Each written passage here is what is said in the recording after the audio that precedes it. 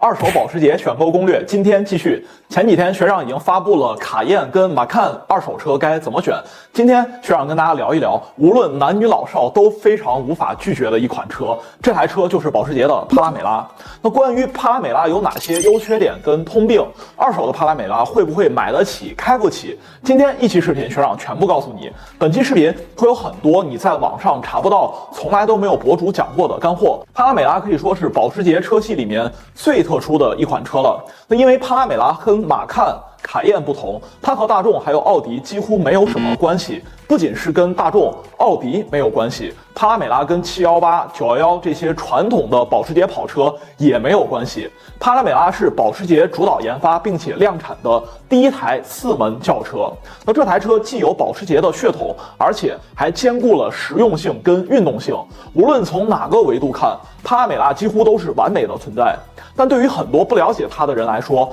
帕拉梅拉就像是漫威电影里面的黑寡妇，虽然迷人，但是呢充满了危险。第一代帕拉梅拉代号970，首次亮相是2009年，新车全球发布会在上海的环球金融中心94层举办。从这儿就能看得出，保时捷在研发之初就将中国视为了帕拉梅拉最重要的市场，可以说中国市场成就了现在的帕拉梅拉。站在2023年来看，帕拉梅拉这款车一共只有2代车型，2010到2016款是第一代车型，代号970；2017款到现在是第2代车型，代号是971。我们先来看一看第一代的帕拉梅拉970。那因为保时捷之前从来没有自己造过量产的4门轿车，再加上当时时间紧迫，第一代帕拉梅拉设计之初就存在了很多的缺陷，这台车型也成为了保时捷历史上质量最差的车，没有之一。更让人绝望的是，由于帕拉梅拉完全独立于保时捷的其他车系，造成了帕拉梅拉大部分零件跟保时捷的其他车型，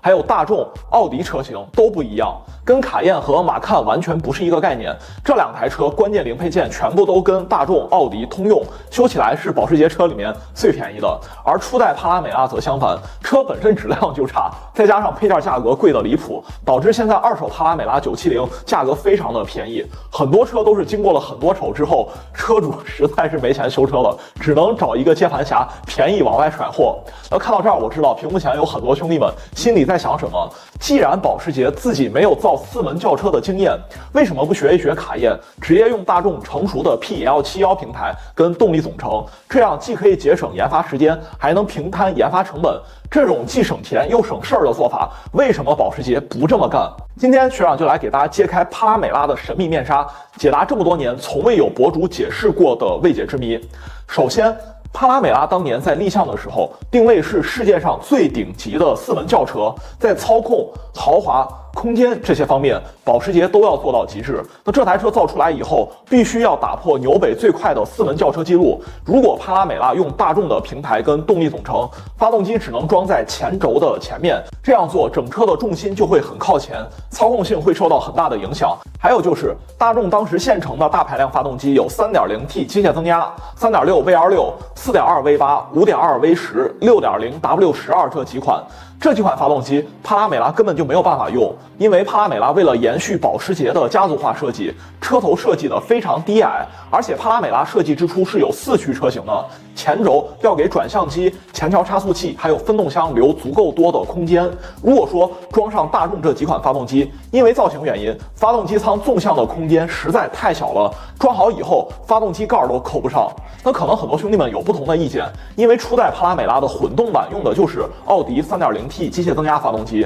那人家机盖明明盖得上，为什么你这个人说盖不上呢？那我想说的是，混动版的帕拉梅拉是后驱的，它不用装分动箱，发动机舱纵向的空间对于后驱的帕拉梅拉来说是足够用的。可是4驱的帕拉梅拉该怎么办呢？如果说用大众现成的发动机，帕拉梅拉只能全系后驱，这样会被竞争对手笑话，这是保时捷绝对不能接受的。为此，保时捷给帕拉梅拉专门设计了2款发动机，一款是 4.8 V8， 还有一款是把 4.8 V8 这款发动机去掉2个气缸，诞生了3.6 V6 这款发动机，用在帕拉梅拉的入门级车型里面。那最早搭载4.8发发动机的车型是卡宴，但是这款发动机实际上是为帕拉梅拉专门研发的。那在这里学长要强调一下，帕拉梅拉从诞生到现在就从来都没有用过大众 VR6 发动机。帕拉梅拉跟初代卡宴虽然都有 3.6 排量发动机的版本，但是帕拉梅拉的 3.6 跟卡宴的 3.6 从头到脚没有任何关系。网上很多营销号都说帕拉梅拉用的是大众同款发动机，看到这儿真的是把我看笑了。保时捷费了这么大劲儿研发的帕拉梅拉专用发动机，居然被说成了大众同款。那关于帕拉梅拉专用的这款发动机到底有什么特别之处？首先 3.6 跟 4.8 这两款发动机，为了能让帕拉梅拉扣得上发动机盖，直接把前桥差速器集成在了发动机的曲轴箱里面。还有就是这两台发动机全部采用了干式油底壳设计，你在发动机下面是看不到油底壳的。干式油底壳的好处就是，无论你再怎么激烈驾驶，发动机都有充足的机油润滑跟冷却。只要是顶级的运动型车，全部都是干式油底壳设计。那这种东西要说缺点也有，就是修起来比较麻烦，成本也很贵。那顺便再说一下，2014年中期改款后的 970.2，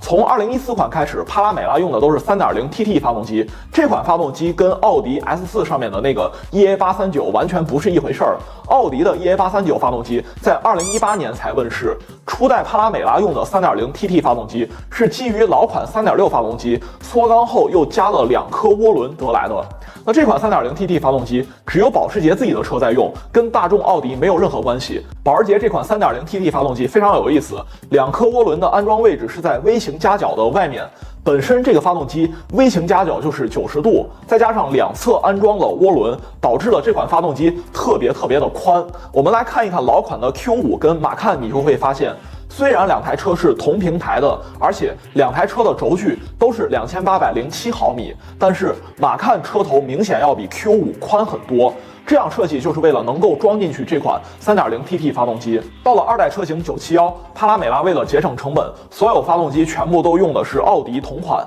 3.0T 是奥迪 A8 的， 2.9T 是奥迪 RS4 的， 4.0T 是奥迪 RS6 的。我们再来说一说帕拉梅拉的变速箱。老款的970用的是7速湿式双离合变速箱，2017款以后的971全部升级成了8速。帕拉梅拉的双离合变速箱是大名鼎鼎的保时捷 PDK， 这款变速箱是由保时捷和德国的采埃夫联合研发，采埃夫负责代工生产。PDK 学长就不多做评价了，这款变速箱在网上几乎所有的车评人评价都是一致好评，是一款完美的变速箱。但是学长想告诉大家的是，这款 PDK 变速箱并不是完美的，跟大众的双离合相比，PDK 在低速行驶时闯动会更加明显一些。PDK 的离合器片和普通双离合器变速箱是一样的，时间长了它也会磨薄，磨薄了以后换挡顿挫抖动会更加的明显。关于保时捷 PDK 变速箱，学长的评价是，虽然它很强，但是它的物理结构上仍然是一款湿式双离合器变速箱，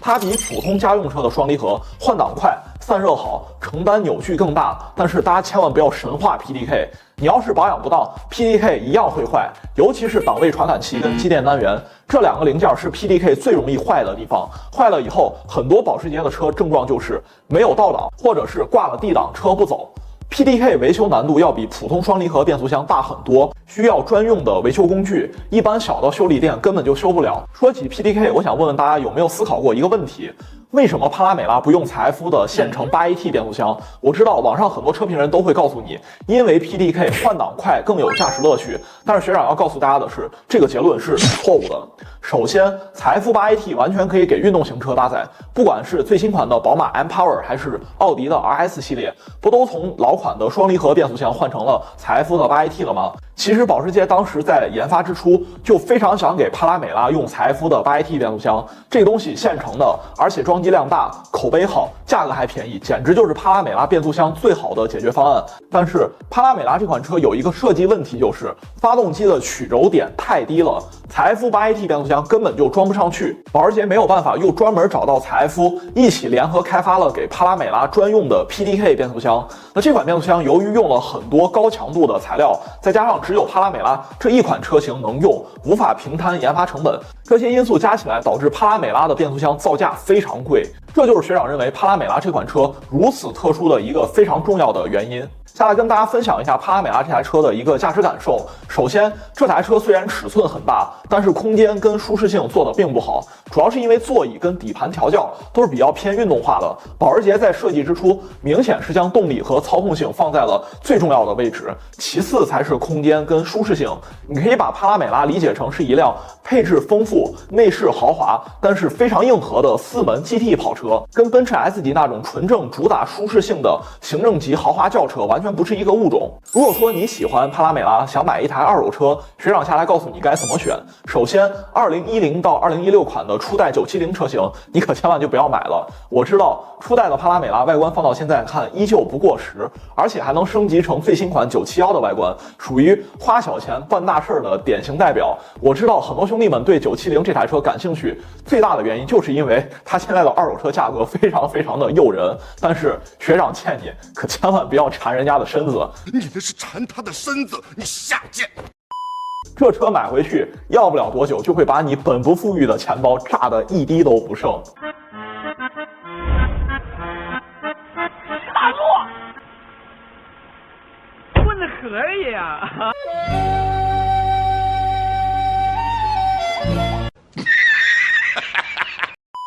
初代970车型有严重的设计缺陷，主要是底盘跟传动系统这一块。970的底盘各种橡胶件特别容易老化，如果说你想把底盘的橡胶件全部都整备好，一把连工带料最少要3万多块钱，这还是最普通的修理厂价格。除此之外，970的空气避震几乎必坏，一只原厂避震的价格2万多，就这还不包含工时费。除了这些以外呢，还有传动轴过度磨损、底盘各种轴承损坏、半轴漏油、底盘异响等等一大堆的毛病。这些问题到现在都没有成熟可靠的维修方案可以一次性的修好。就算你都换了原厂件把它修好，要不了多久又得返修。我知道可能有一些970的车主要反驳我，970的空气避震可以单独修里面漏气的气包，不用换整个避震器总成，修一只的价格连工带料也就2000多块钱。但是我想说的是，全国有这种修车手艺的修理店，大部分都集中在了1、2线城市，不是所有地方都有这个维修条件的。还记得学长刚才说的话吗？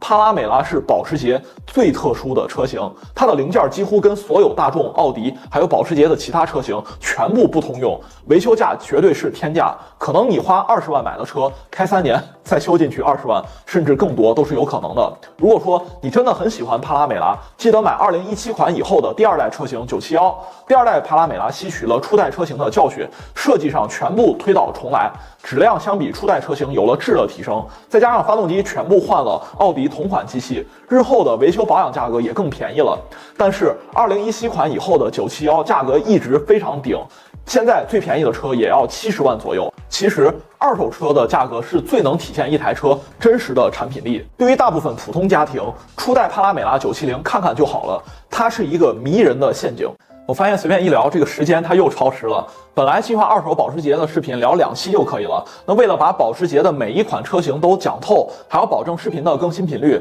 那718跟911这2个车系只能下期视频再聊了。在这里真的要给一直支持超音速的兄弟们说一声抱歉。那老粉丝都知道，学长没有自己的团队，所有的工作都是我一个人在做，已经干到爆炸了。如果说你喜欢超音速的节目，请一定要给我一个免费的一键3连到位，学长干脆。如果说这期视频点赞超5000的话，我一定会在本周内干出718跟911的视频的，在此立帖为证。之前承诺给兄弟们二手钢炮的续集，还有二手 AMG 系列，现在都在制作中，大家敬请期待。那这里是超音速，一档隔壁王奶奶都能看懂的汽车节目，我是吉姆学长，让我们下期再见，拜拜。